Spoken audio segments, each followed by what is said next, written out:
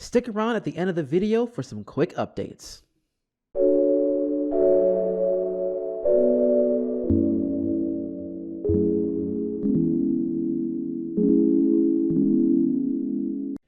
Pixar has always been a very successful company with a variety of movies that are considered all-time favorites throughout the animation community. The biggest thing that I love about them is the world building they were able to add throughout each of their movies. I always wanted to see them expand on them more as we dive a little deeper, and what better way to do that than a TV series? While it can be hit or miss when original movies decide to play around telling their stories in an episodic format, we've seen DreamWorks do it quite a few times with Kung Fu Panda and How to Train Your Dragon. With that in mind, Pixar finally decided to go this route and expand one of their stories. A story about a big handsome monster that is ready to embrace change. Oh!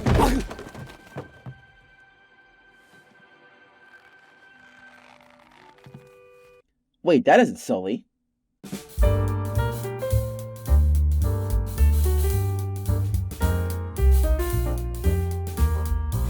Alright, this is Pixar.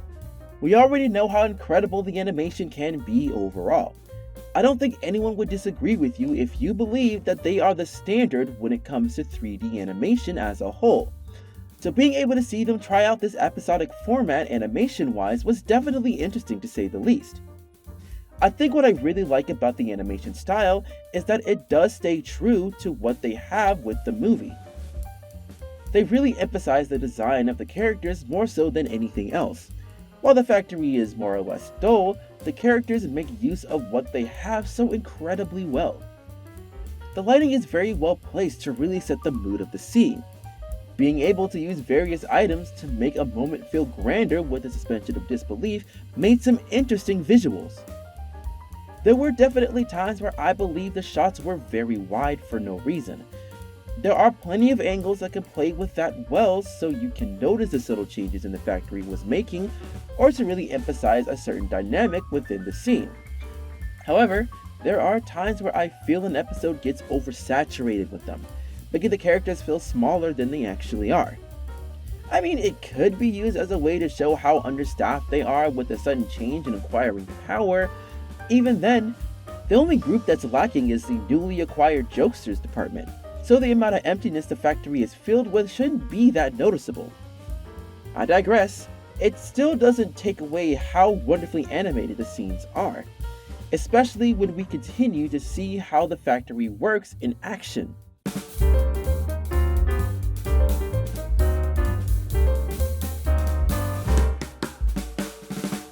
Switching it up a bit, I think it's good for us to talk about the characters first. Reason being is that this series is not going to be focused on the two original faces of the franchise. Yep, they made the decision to give us a new set of characters to follow and witness them grow. Honestly, I don't disagree with going in this direction. Sully and Mike's story has been told fully, and there's not much you can add to them. We do still see them frequently, but they take a significant back seat within the overall story they are telling in this addition to the franchise. Now we get to focus on the newest employee of Monsters Incorporated, Tyler Tuskman, and his co-workers within the Monsters Inc. facility team department. Starting with Cutter, she's a character that isn't very in-depth. Her comedic aspects throughout the show mainly arrives on her timing. Majority of the season, she does give us random moments where she talks about a safety hazard that took out a former Mifter. It's wild how some of the incidents are explained. She also collects the items of the fallen comrades to remember them by. These are some very odd things for a character to have, but they definitely catch your eye on the small moments she has throughout the season. While not as important compared to the rest of the cast, she doesn't overstay her welcome too much. Next up, we have Duncan, the main rival of Tyler. I really enjoy the character development I see with him. This dude has an obsession with being the next supervisor for the MIFT. So when he sees Tyler for the first time, he automatically sees him as his biggest threat. With Ty being overqualified in the MIFT department, being a recent graduate of Monsters University at the top of his class and all, I really enjoyed the voice direction given to him. He's such a sleazy gremlin with how he treats the other cast members. Ty especially.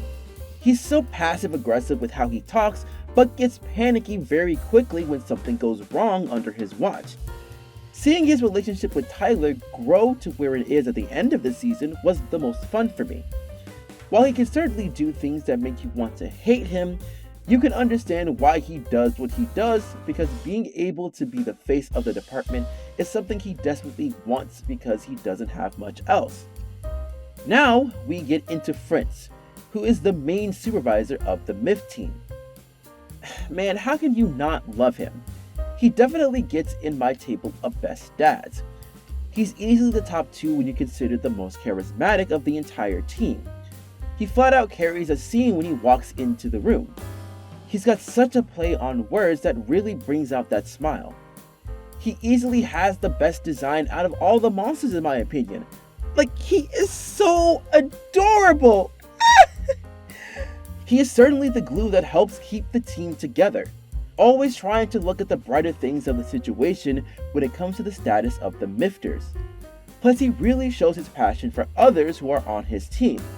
He hates for anyone to feel bad or be an outsider to his room full of misfits. He really should be someone to keep an eye on in future seasons, because he is such an interesting character and very easily to root for within the show. Val is someone who forced the best friend label onto herself when it comes to her relationship with Tyler. She has a bit of Fritz in her character, but she is much more focused on grasping all the small moments she had with Tyler with that one class. She was a college dropout after her first semester in Monsters University, and since Tyler was one of the few people she remembers during her time there, she immediately latched onto him. There were times she was considered annoying at first, but she was someone I warmed up to when the season went on. She's someone who tries to keep Tyler in check throughout the season.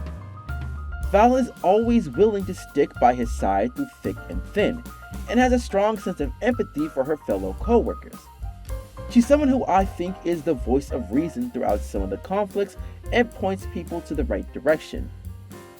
She's very solid in her role, if you get used to the high nagging she does about what she and Tyler went through in their brief time together in college. We even get a moment as to why she is so persistent in holding on to those moments.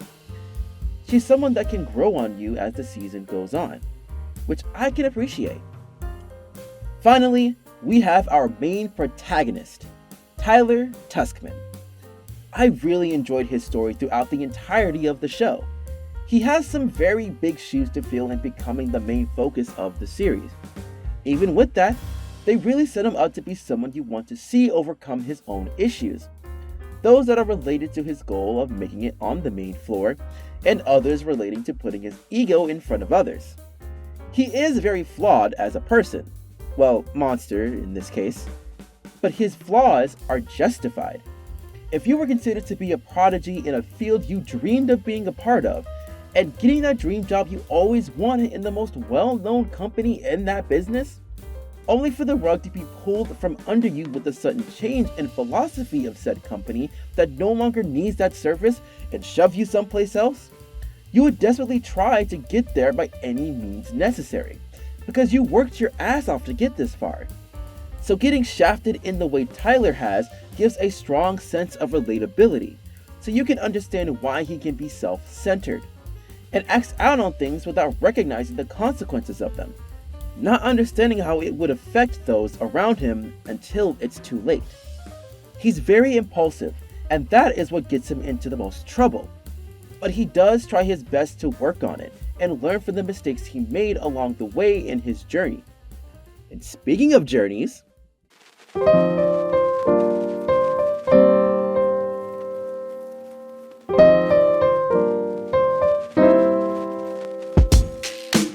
haha, look at that segue.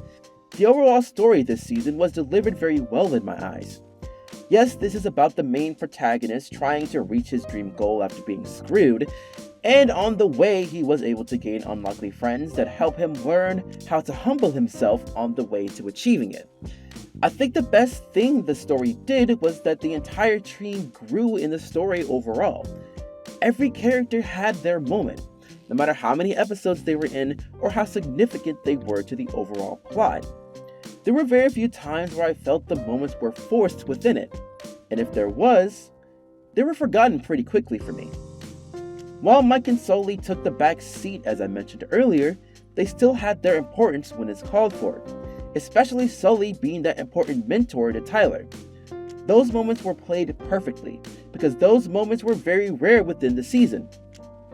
It wasn't overbearing, it was simple, yet powerful to really see those two share a moment. It was a great way to pass the torch of a prodigy falling from grace, only to rise up again and recognize the ones who helped them get there. Thank you guys so much for taking this time to see this bat's perspective. Now before we end this off, I do have a couple of announcements. First things first, that there will be a Bat's Closer Look to an episode about this series we just talked about. And also there will be another closer look for an episode on Wee Baby Bears. So if you are interested in either of those topics, stay tuned for that. Next up is that I am aiming to make 1,000 subscribers before the end of the summer. So with that in mind, if I'm able to make that goal around that time, I'm going to be making a special announcement, so stay tuned for that. Finally, I will be revamping my Patreon. First thing is that the shoutouts will now only be $1. But don't worry, if you did pay a little more than that, you will have the opportunity to watch a review a day prior before anyone else. So if you want your name to be at the end of every video for the month, and have an opportunity to watch that video a day prior, go ahead and support my Patreon. Until then, good afternoon, good evening, and good night.